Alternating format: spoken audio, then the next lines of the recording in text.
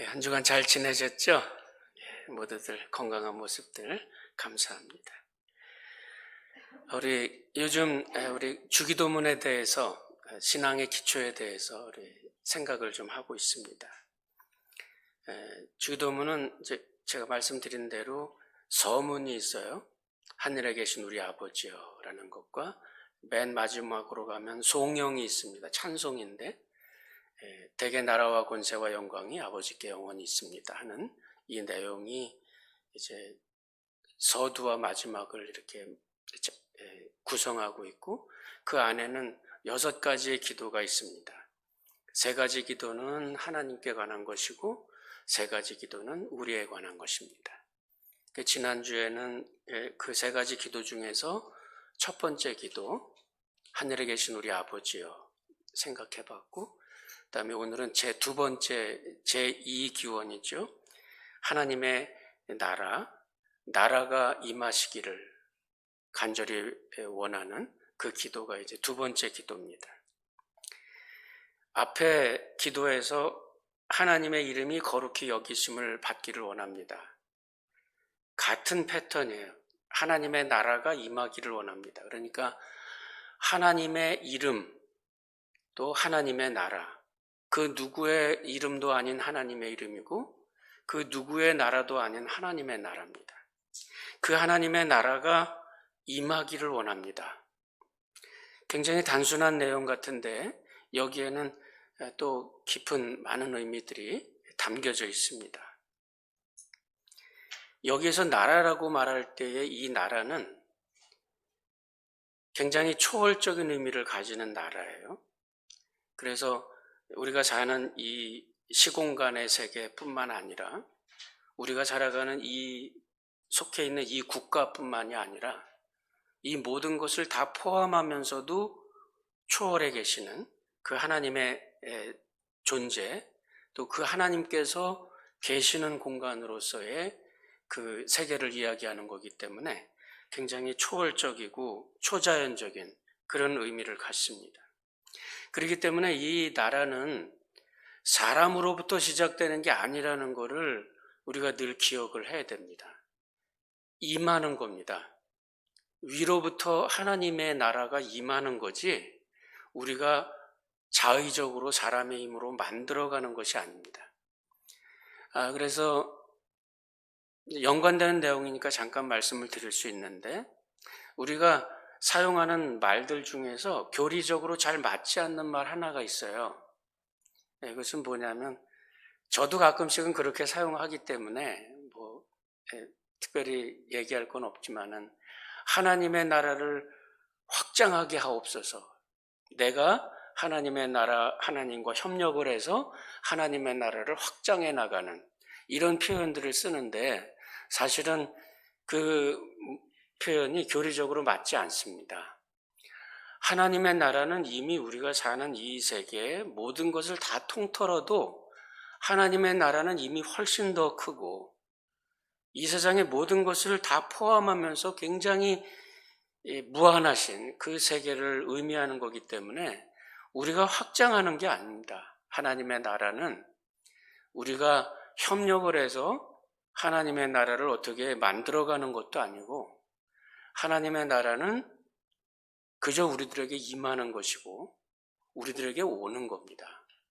우리는 그걸 위해 기도하고 또 그거를 위해서 하나님께 겸손히 구하는 거지, 그 하나님의 나라를 내가 하나님과 협력해서 이렇게 만들어가는 듯한 이런 표현들은 사실 교리적으로는 좀 잘 맞지 않는 그런 내용입니다. 차제 말씀드릴 수 있는 거는 우리가 만드는 인간의 정부가 있잖아요. 그렇죠? 아주 유명한 그 대통령 그 에이브람 링컨의 그 연설문 중에서도 government가 of the people, by the people, for the people.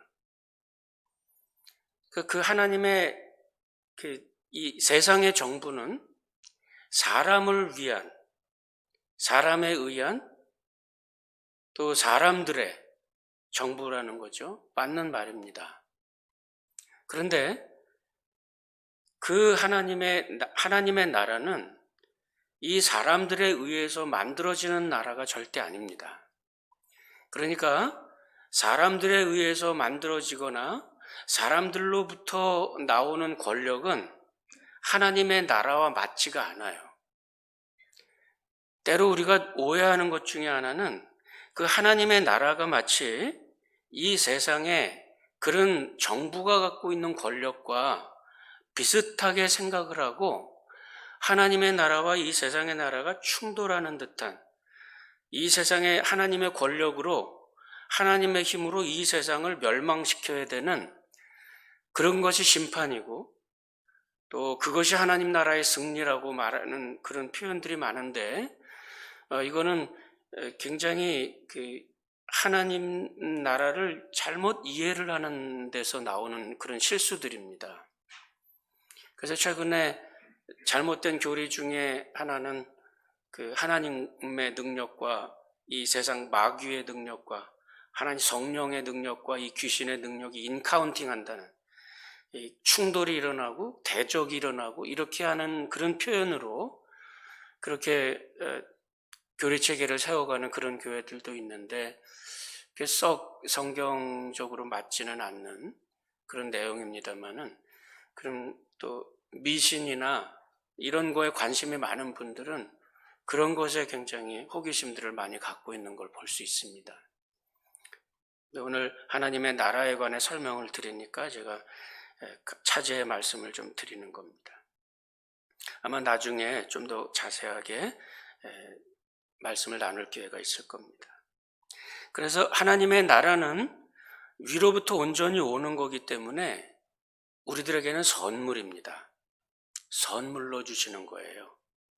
그러니까 그 나라의 은혜를 우리가 입고 하나님의 능력 가운데 살아간다는 것은 굉장한 은혜며 감사의 제목입니다. 그러니까 이것을 우리가 잘 기억하면서 하나님의 나라와 이 세상 속에서의 우리의 모습 잘 생각하고, 그리고 이 관계가 어떤 것이며 이 속에 들어있는 하나님의 은혜의 메시지는 뭔가, 이걸 잘 기억한다는 것은 굉장히 앞으로의 신앙생활에 여러분들에게 큰 도움을 줄 겁니다. 먼저 우리가 이제 여기서 제일 먼저 우리가 이해를 해야 되는 것은 뭐냐면, 이 세상에서 우리들의 모습은 마치 망명 중에 있는 교회, 이렇게 표현하면 제일 좋습니다. 그러니까 우리 지난주에 제가 잠깐 인용했던 그 복음주의 신학자 마이클 호튼 같은 경우는 그 책의 한 챕터에 그 제목을 그렇게 잡았어요. 망명 중에 있는 교회. 저도 그게 표현이 참 좋다고 생각을 해서 오늘 여러분께 소개를 드립니다. 그 망명, 이그자일이라는 이 말은, 그 말은 그 사도 베드로도 이 말씀을 하셨어요. 너희가 나그네와 행은 같은 너희를 권하노니 너희가 나그네로 있을 때를 경건하게 지내라, 이런 말씀을 하시거든요. 그러니까 그 내용에서 너희가 나그네로 있을 때, 이 말이, 그 말이 바로 영어로 이야기하면 너희가 이그자일 그 환경 가운데 있을 때에, 이런 얘기입니다. 그럼 그 표현을 가장 잘 표현해주고 있는 때가 어느 때냐면, 이스라엘의 역사를 보면은 이스라엘이라고 하는 나라가 둘로 나뉘어요. 북이스라엘과 남유다로 나누는데, 이 북이스라엘은 조금 일찍 멸망을 합니다. 기원전 727년에 멸망을 하고, 이제 이 남유다, 남아있던 그 남유다는 기원전 586년에 느부갓네살 왕에 의해서 이제 멸망을 합니다. 그리고 다 포로로 끌려가지요. 그 이야기가 잘 나오고 있는 것이 다니엘서입니다. 느부갓네살 왕과 또 다니엘, 청년 다니엘의 모습이 나오죠. 바벨론으로 끌려갔어요. 근데 그 바벨론으로 끌려가서 포로 생활을 하고 노예 생활을 합니다. 그런데 그때에 그러한 포로 생활과 노예 생활의 그 모습을 이야기하면서 예레미야 선지자가 이야기한 교훈이 하나 있어요. 이게 뭐냐면, 너희는 집을 짓고 거기에 살며 텃밭을 만들고 그 열매를 먹으라. 아내를 맞이하여 자녀를 낳으며 너희 아들이 아내를 맞이하여 너희 딸이 남편을 맞아 그들로 자녀를 낳게 하여 너희가 거기서 번성하고 줄어들지 아니하게 하라.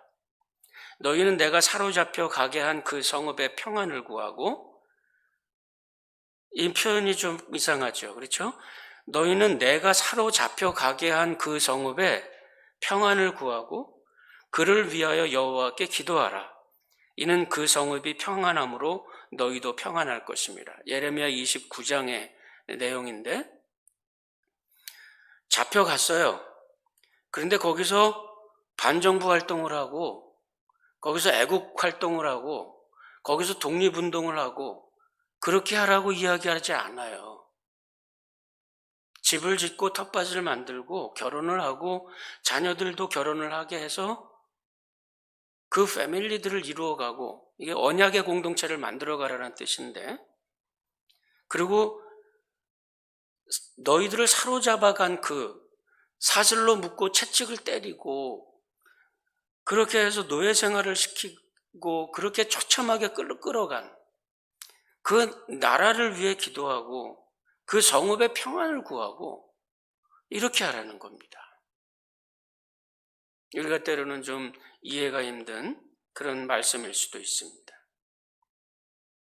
그러나 거기서 우리가 굉장히 중요한 내용 하나를 생각해야 되는데, 뭐냐면 바벨론이라고 하는 곳에서 하나님의 백성으로 우리가 살아간다는 겁니다. 그러니까 이것이 우리의 정체성인데, 이 세상 어디에도 우리가 영원히 살아가야 될 우리의 나라는 없어요. 포로로 잡혀간 그곳도 또 그 어느 곳이라도, 또는 내가 포로 생활에서 돌아와서 이스라엘로 돌아간다 했어도, 그래도 이 세상 모든 곳은 다 바벨론입니다. 거기서 우리는 하나님의 백성으로 살아갑니다.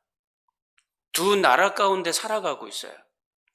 하나는 바벨론에서 살고 그 속에서 우리는 하나님의 나라 가운데 살아가는 하나님의 백성입니다.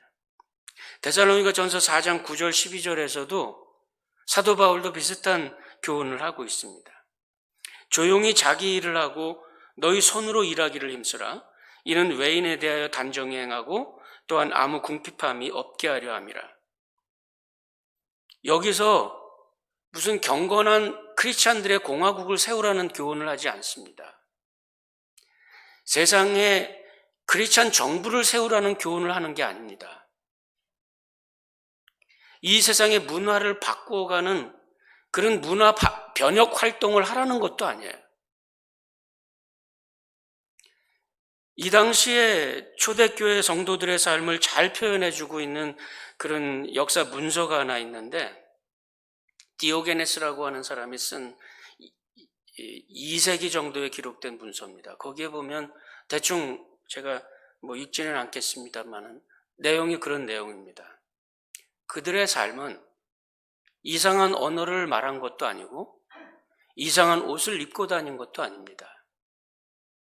그들은 똑같은 시민활동에 참여했고 열심히 일을 하고 우리와 같은 예술활동을 하고, 그러나 그들이 모여서 모임을 가질 때, 예배를 할 때, 그럴 때 그들은 아주 독특한 그런 문화를 갖고 있었습니다. 그런 모습들이에요. 거기서 우리는 나그네와 행인 같은 그런 모습으로 살아갑니다. 그러면서 거기서 우리가 해야 될 일이 있어요. 베드로 사도의 말씀을 잠깐 빌리면, 그래서 이렇게 말씀을 합니다. 베드로전서 1장 11절부터 12절입니다. 사랑하는 자들아, 거류민과 나그네 같은 너희를 권하노니 너희 영혼을 거지려 싸우는 육체의 정욕을 제어하라. 너희가 이방인 중에서 행실을 선하게 가져 너희를 악행한다고 비방하는 자들로 하여금 너희 선한 일을 보고 오시는 날에 하나님께 영광을 돌리게 하라. 여기서 이제 13절, 19절에서도 이렇게 얘기를 합니다. 너희가 나그네로 있을 때, throughout the time of your exile, 그 시간에 두려움으로 지내라. 너희가 알거니와 너희 조상이 물려준 헛된 행실에서 대속함을 받은 것은 은이나 금같이 없어질 것으로 된 것이 아니요 오직 흠없고 점없는 어린 양 같은 그리스도의 보배로운 피로 한 것이다. 그러니까 그 망명의 기간 동안에 우리 그리스도인들의 삶의 모습은 점점 거룩해져 갑니다. 그 시간 동안에 하나님의 거룩한 공동체는 하나님께서 이루실 천상의 거룩한 공동체와 똑같은 하나의 그 공동체의 일부분이 되어서 이 세상에서 그런 모습을 보여주면서 살아갑니다. 이것이 망명기간 중에 살아가는 그리스도인들의 모습이고, 이 망명 중에 교회의 그 피리어드는 언제냐면 예수님께서 오셨던 그 시간부터 예수님께서 다시 오실 그 시간, 초림과 재림 사이에 존재하는 그리스도인들의 모습, 또 교회의 모습입니다.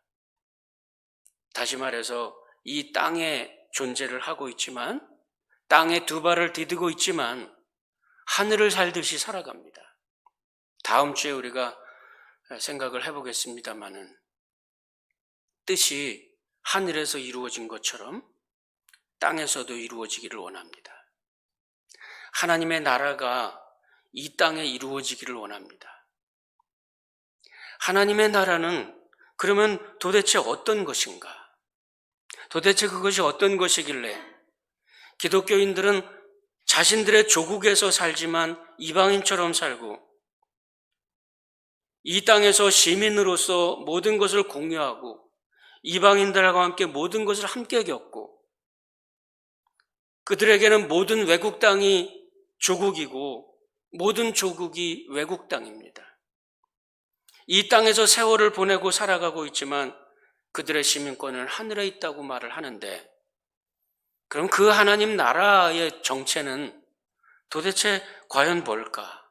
우리는 도대체 어떤 권세 가운데, 어떤 권력 가운데 살아가는 것인가? 분명히 우리가 이 땅에서 세상의 정부가 갖고 있는 그 권력 속에서 살아가는 건 분명합니다. 나는 여기에 사는 동안에 미국의 시민일 수 있고 여기서 살고 있지만 한국 패스포트를 갖고 있으면 한국의 시민입니다. 내가 여기서 있다가 잠시 한국에 여행을 갔으면 거기서도 역시 미국의 시민이고 미국의 보호를 받고 미국의 법을 지켜야 되고 또 거기에 잠깐 활동을 하고 거기에 있는 동안에는 한국의 법을 또 지켜야 됩니다. 그렇죠? 그러니까 우리가 그런 가운데 살아가고 있는데, 그러면 우리의 정체성을 규정하고 있는 하나님의 나라, 그거는 과연 뭔가? 여기에서 약간의 오해를 하는 것 먼저 하나 제가 말씀을 드리면은, 어떤 분들은 우리가 갖고 있는 하나님의 나라가 갖고 있는 이 권력이 세상의 권력과 세상의 힘과 같다고 생각하는 사람들, 세상의 힘이라는 것은 뭐죠? 물리적인 힘이에요. 돈을 가지고 있는 사람은 돈의 힘이 있고 어떤 사회적인 지위를 가지고 있는 사람은 그 지위의 정치의 힘이 있습니다. 이 모두는 다 합해져서 국가의 권력을 형성합니다. 그렇죠? 그건 물리적인 힘이에요. 만약에 어기면 감옥에 갈 수도 있습니다. 또 어떤 거는 벌금을 낼 수도 있습니다. 실제적인 물리적인 불이익을 받기 때문에 우리는 그거를 잘 지키려고 노력을 합니다. 그렇죠? 물리적인 힘이라는 거는 다른 말로 이야기하면 폭력입니다. 힘으로 누르는 겁니다. 그렇죠? 그건 폭력이죠. 어떤 형태이든 간에 합법적이든 비합법적이든 간에 그런 물리적인 힘은 다 폭력입니다. 그 폭력의 힘이 셀 때는 어쩔 수 없이 굴복을 하는 거고, 내가 힘이 좀 더 갖고 있다고 생각이 들 때는 누르려고 합니다. 어떤 형태로든 그것은 다 폭력으로 표현이 됩니다. 하나님의 나라의 권력은 절대 폭력이 될 수가 없습니다. 이것은 우리가 기본적인 이해를 잘 해야 되는데, 간혹씩 우리는 교회의 이름으로, 때로는 그리스도인의 이름으로, 기독교의 이름으로 세상의 폭력을 가지려고 해요. 여기서 실수들이 나옵니다. 기독교 정당을 만들려고 그러고, 기독교 정부를 건설하려고 그러고, 그러나 하나님 원하시는 이 세상에서의 하나님의 나라는 그런 나라가 아닙니다. 때로는 우리가 하나님의 나라가 이 땅에 임하기를 원합니다 하는 그 기도를 하면서 우리가 하나님의 폭력이 이 땅을 제압하기를 원합니다, 이런 색깔의 기도를 할 때가 있어요. 절대로 비성경적인 겁니다. 몇 가지 예를 제가 말씀을 드리면, 우선 첫 번째로 그 기독교를 국교로 선포했던 컨스탄틴 대제의 예를 들면, 그전에는 기독교는 박해받는 종교였습니다.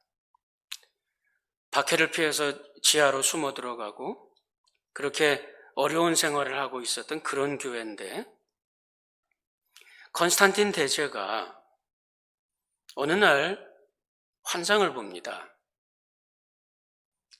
그런데 그 계시의 음성을 들었는데 자신과 모든 병사들의 방패에 예수 그리스도라는 이름을 새겨 넣으면 승리할 것이다, 그런 계시를 받고, 그리고 그 전투에서, 그 밀비아 다리 전투에서 승리를 합니다. 주 312년의 사건인데, 그 후로 기독교 국교를 선포를 하는데, 이 세상의 바벨론이 기독교 세계가 됩니다. 그렇죠? 세상의 바벨론이 기독교 세계가 돼서 기독교 세계가 바벨론의 힘을 갖고 바벨론과 기독교가 융합이 되어버렸습니다. 이렇게 기독교인들이 세상의 망명자가 아니라 이제는 주인이 되고 세상의 권력을 가지고 휘두르는 시대가 됐습니다. 그런 때는 반기독교는 무조건 다 죽습니다. 마녀재판이 성행하고 십자군이 동원되고 하나님의 이름으로 사람을 죽이고 하나님의 이름으로 전쟁을 일으키고, 그렇죠? 세상과 하나님의 나라의 이 권력이, 교회가 지나치게 밀착되어 있거나 융합이 되어 있을 때는, 그럴 때는 어떤 일이 일어나느냐 하면, 세상의 나라가 멸망을 하게 되면 기독교 세계가 멸망을 합니다. 그래서 유명한 그 교부 같은 경우 이런 이야기를 합니다. 교부 히에로니무스라고 하는 사람의 그 신성 로마 제국이 멸망할 때, 그때 그 사람의 기록에 이런 말이 있습니다. 로마가 무너졌으니 교회는 이제 어떻게 될 건가? 세상의 권력이 무너지면서 하나님 나라에 대한 소망도 무너집니다. 이건 기독교가 아니에요. 그러니까 우리가 예수님께서 하나님의 나라가 임하시기를 원합니다. 이런 기도를 우리들에게 가르치셨을 때에 예수님께서 우리들에게 주신 교훈이 분명합니다. 그거는 이 세상에 바벨론 속에 살아가지만 여기에 하나님의 나라가 임재해야 되는데, 하나님의 나라가 임재하는 방식은 그거는 폭력이 아닙니다. 제압하는 게 아니에요. 변화시키고 구원해내는 겁니다. 멸망한 이 타락한 백성들을 멸망의 자리로 내보내는 게 아니라 하나님의 나라가 임하게 되면, 이게 유대인들의 잘못이었습니다.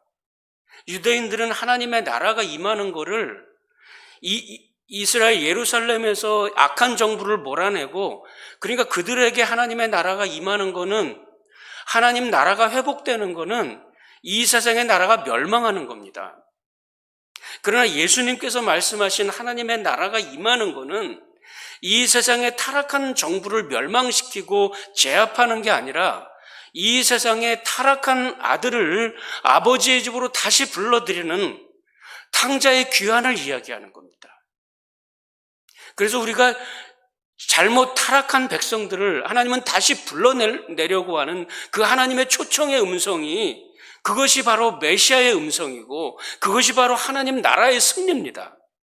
그러니까 이것은 이 세상 나라를 제압하고 멸망시키면서 얻는 그런 식의 승리가 아니라 이 세상을 하나님의 능력으로 변화시키고 구원으로, 주님의 십자가의 능력으로 구원하고 이 세상의 그 타락한 아들의 모습을 하나님의 품으로 다시 끌어들이는 그런 초청과 구원의 음성을, 그리고 그것을 위해서 하나님은 지금 기다리고 계시다고 하는 이 보류의 시간을 이야기하고 있는 겁니다. 이것이 초림과 재림 사이에 우리가 갖고 있는, 초대교회뿐만 아니라 지금의 이 지상의 모든 교회들이 갖고 있는 그런 믿음이어야만 되고, 이 세상 바벨론 속에서 살아가는 그리스도인들의 삶의 모습이어야만 합니다. 제압하는 거 아닙니다. 이것이 우리의 영향력입니다. 이것이 빛과 소금의 의미입니다. 간혹씩 우리가 그것을 오해할 때가 있습니다. 우리 서양 교회, 기독교회죠. 교회들이 갖고 있었던 여러 가지 오류들이 많이 있어요. 임페리얼리즘이라고 그러죠. 제국주의에 제압하는 그런 형태의 선교는 철저하게 교회가 잘못한 겁니다. 건스탄틴의 예뿐만 아니라 우리 프로테스탄트 기독교에서도 마찬가지입니다. 1588년 영국이 프로테스탄트 정부가 캐톨릭 구교 정부, 스페인의 무적 함대를 무찔렀을 때, 그럴 때 이 세계는 이제 기독교 주도의 세계가 됩니다. 일명 프로테스탄트 기독교 세계가 됐습니다. 선교사들은 어딜 가나 대접을 받고, 어딜 가나 하나님의 이름인지 교회가 선포되고 전파되어지는 곳에 서양 문명이 전달이 됩니다. 그리고 그것이 마치 기독교의 복음인 양 선포가 됩니다. 화장실을 수세식으로 바꾸는 게 복음이 아니에요. 그러나 그것이 하나님의 복을 받은 사람들의 모습처럼 표현이 됩니다.